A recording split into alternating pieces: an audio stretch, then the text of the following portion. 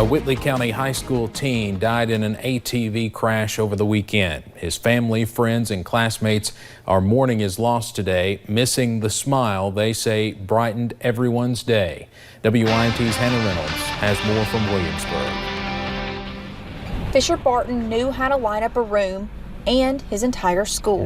Kids, other students gravitated towards him and his outgoing personality and I think his just kind spirit. His death has been hard on students and teachers alike on Monday. You know, the kids, I've heard them make several comments from there. You know, we're going to do this for Fisher. You know, how would he do it? He's going to put his heart and soul into it. We are too. Fisher was active in his faith. He was the FFA chapter sentinel, the junior class vice president. He was involved in skeet shooting, DECA, impact archery, and several others. Most importantly, a kind spirit, someone anyone could turn to. Everybody loved him and felt comfortable, and everybody thought he was their best friend. And that's how he was, or a brother. That's how he treated people. Outside the classroom, he worked 3 jobs. One at Jellicoe Monument, the second at Cox & Sons Funeral Home, and the third at Williamsburg Veterinary Clinic. All 3 were places he worked for and with his family. He had such a bright future. He had so much ahead of him. So much. And we're going to miss him. We're really going to miss him. Remembering the light that Fisher Barton was and will forever be. In Whitley County, Hannah Reynolds, WYMT Mountain News. Fisher's visitation is tomorrow from 4 until 8 at the Cox & Sons Funeral Home in Jellicoe, Tennessee. His funeral service will be Wednesday afternoon at 2.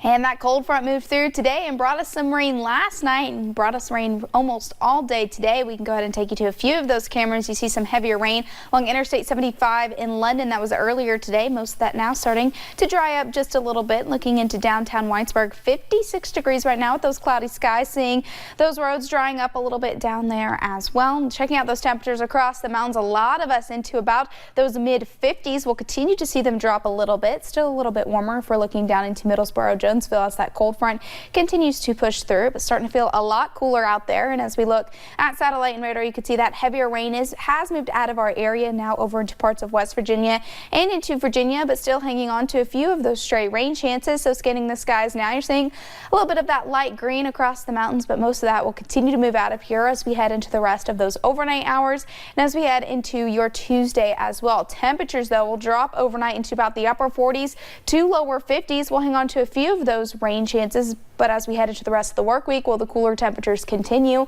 I'll have those details coming up in just a few short minutes. All right, Paige, thank you. Forestry officials say this rain we've had has helped contain wildfires burning in the Daniel Boone National Forest, but some believe it is just a lull in the battle. Timber, leaves, and grass have been so dry for so long. The rain will temporarily help by saturating the ground, but after the rain ends, it is only adding more fuel to the fire. What's going to happen is that all of this rain is going to continue to knock leaves off of the trees. So as it starts to warm up again throughout the rest of the week, those leaves are going to dry out. And so now we're actually going to have more fine fuels on the ground. And the fine fuels are generally the ones that ignite the easiest and carry the fire. Some areas of the Daniel Boone National Forest remain closed because of the fires. A fire in the Sky Bridge area of the gorge is around 75% contained. One person died and another was seriously injured in a crash on the Hal Rogers Parkway this morning. It happened around 9 o'clock near the Perry-Leslie County line when police say a car crossed the center line and hit a box truck. WYMT's Katie Cook has more. It's the first day of rain Perry County has seen in over a month. And today, those gloomy rain clouds hovered over flashing emergency lights and a long line of traffic. At this time, we do believe that weather and road conditions played a contributing factor to the collision. The crash involving 3 people. 2 of which were injured. They were removed and taken to Hazard ARH. And 1 later pronounced dead at the hospital. One man approached the crash just minutes after it happened. People standing there looking like you could tell it was bad. Jackson saying the scene was just too quiet. He knew something was wrong. You can usually tell by the people and what they're doing, and if they're hustling around, they're trying to help somebody, but if they're standing there, it's usually bad. Traffic on the parkway was at a standstill for nearly 2 hours while officials cleared the scene. I just looked at the clock a minute ago. I've been sitting right here for an hour and 15 minutes. To many, today's rain was a blessing, but others will remember today's weather as a symbol of life lost. In Perry County, Katie Cook, WYMT Mountain News. Police have not yet identified the victims of the crash. Officials say the driver of the box truck was not hurt. The Hal Rogers Parkway has since reopened. Now to a story we are working on for 11. A child is found wandering alone in a parking lot. Now that child's father is behind bars.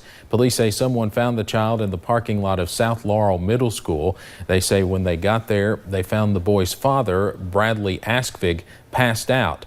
When he woke up, they say he smelled of alcohol and did not know where his son was. They also learned he dropped off his older child at school. Askvig is charged with child endangerment and alcohol intoxication. We now know when a Floyd County man will learn his punishment for killing a man. Scotty Gibson pleaded guilty last week to an amended second-degree manslaughter charge. He initially faced a charge for murder. Last year, he punched another inmate while at the Floyd County Detention Center, killing the man. Prosecutors recommended a 10-year sentence. Sentencing for Gibson is set for November 14th. A recent report suggests water is unaffordable for 46% of people in Martin County.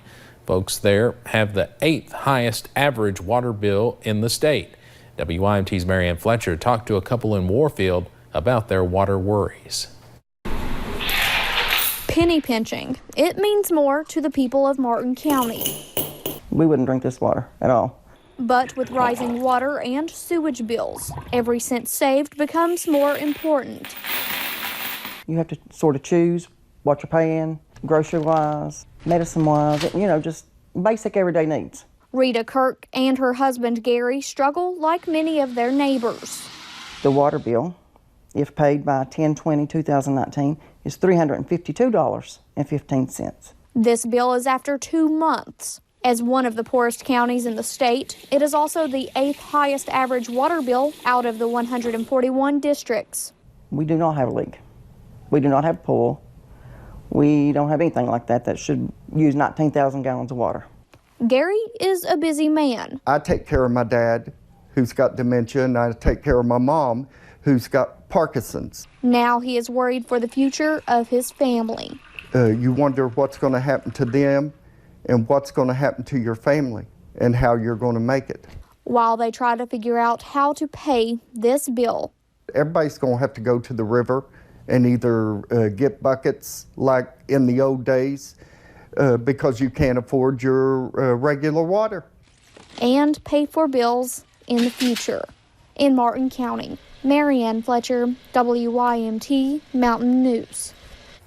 Martin County District Commissioners claim the district could receive a $10 rate increase. If they were to receive this rate increase, the county would have the highest average water bill in the state. In Bell County, police need your help finding a man indicted for assault. Officials tell us this is an old booking photo of Christopher Collett.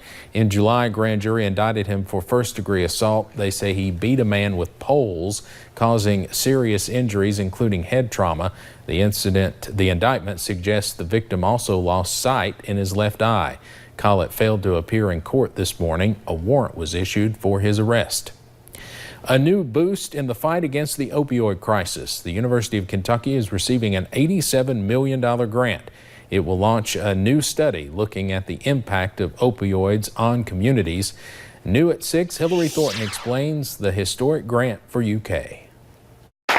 It is the largest single grant in the history of the University of Kentucky at $87 million. I hope they start to see hope. Department of Health and Human Services Secretary Alex Azar visiting the University of Kentucky alongside Senate Majority Leader Mitch McConnell, officially launching the Healing Communities Study. This horrendous problem is just mind-bogglingly difficult to figure out how to get at. The University of Kentucky was one of only 4 sites chosen for this study.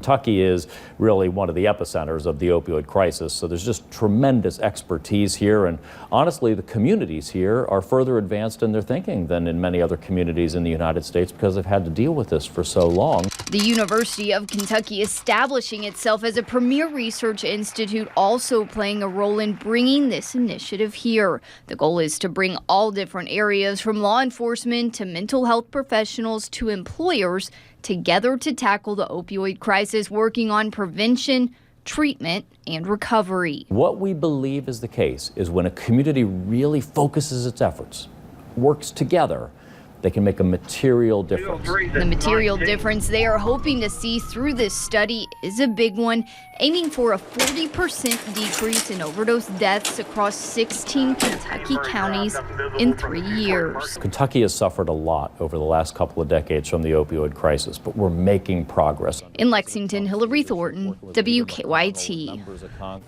The 3 other sites chosen for this study include Boston Medical Center, Columbia University, and Ohio State University. Governor Matt Bevin's Democratic challenger and Attorney General Andy Beshear is trying to highlight the Republicans' feud with teachers in a new ad. The Kentucky school teacher who moonlights as an Uber driver is the main face. Laura Hartke is a math intervention teacher that works with children falling behind. She says in the ad, quote, "It's been a hard couple of years hearing the governor insult us." The commercial is set to air across Kentucky. Election Day is just 4 weeks away, and if you failed to register before 4 today, you missed your chance this time. If you are uncertain whether you are registered to vote or need to look at your registration, you can do that at govoteky.com. There you can check your voting location and look at sample ballots. Secretary of State Allison Lundergan-Grimes expects voter turnout to be low this November. Turnout in our off-year elections typically wanes. It less than, sometimes 25%, less than 20%. The important thing today is to make sure that we have all eligible Kentuckians registered to vote. Election Day is November 5th. All statewide offices are up for grabs. And rain chances linger into tomorrow, but we're keeping a close eye on another cold front that'll move in Friday and into your Saturday. I'll have those details coming up in just a few short minutes. But first, a veteran gets a nice surprise today in Johnson County. We'll show you the emotional moment.